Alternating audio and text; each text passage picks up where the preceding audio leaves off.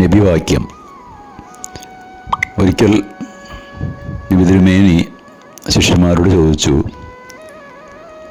നിങ്ങൾക്കറിയുമോ ഗീബ അഥവാ പരദൂഷണം എന്താണെന്ന്?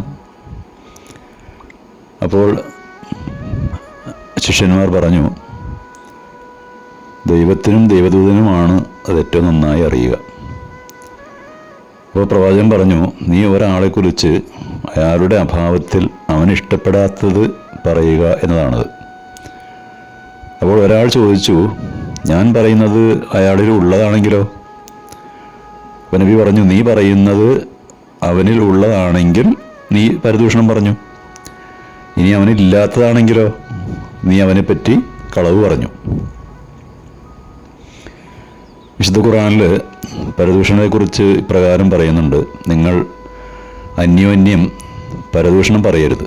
നിങ്ങളിൽ ഒരാൾ തൻ്റെ മരിച്ച സഹോദരൻ്റെ മാംസം ഭക്ഷിക്കുന്നത് ഇഷ്ടപ്പെടുമോ?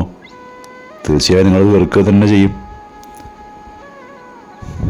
സ്വന്തം സഹോദരൻ്റെ ശവം തിന്നുന്നതിന് തുല്യമാണ് മറ്റൊരാളെക്കുറിച്ച് ദുഷിച്ച് പറയുക എന്നത്. പരദൂഷണം പറഞ്ഞു നടക്കുന്നവർ നരകത്തിൽ അനുഭവിക്കേണ്ടി വരുന്ന ശിക്ഷയെക്കുറിച്ച് നബി തിരുമേനി ഇപ്രകാരം പറഞ്ഞു. അവർക്ക് കൈകളിൽ ചെമ്പ് കൊണ്ടുള്ള നഖം വെച്ച് പിടിപ്പിക്കുകയും എന്നിട്ട് അവരതുകൊണ്ട് തങ്ങളുടെ മുഖങ്ങളും നെഞ്ചുകളും ഒക്കെ സ്വയം മാന്തി പിളർക്കുകയും ചെയ്യും. ന്യൂനതകളില്ലാത്ത മനുഷ്യരില്ല. കുറ്റങ്ങളും കുറവുകളും എല്ലാവരിലും ഉണ്ടാവും. മറ്റുള്ളവരുടെ ന്യൂനതകൾ പരസ്യപ്പെടുത്തി അതിൽ സായുജ്യം കൊള്ളുന്ന ചില ആളുകളെ കാണാം. അവർ സ്വന്തം തെറ്റുകുറ്റങ്ങളെയും വൈകല്യങ്ങളെയും മറച്ചു വെച്ചുകൊണ്ടാണ് ഈ ദുർവൃത്തിക്കായി ഇറങ്ങിത്തിരിക്കുന്നത്. തന്മൂലം പല വ്യക്തിബന്ധങ്ങളും കുടുംബബന്ധങ്ങളും തകർന്നടിയുകയും പരസ്പര വൈരവും വിദ്വേഷവും ഉടലെടുക്കുകയും ചെയ്യുന്നു.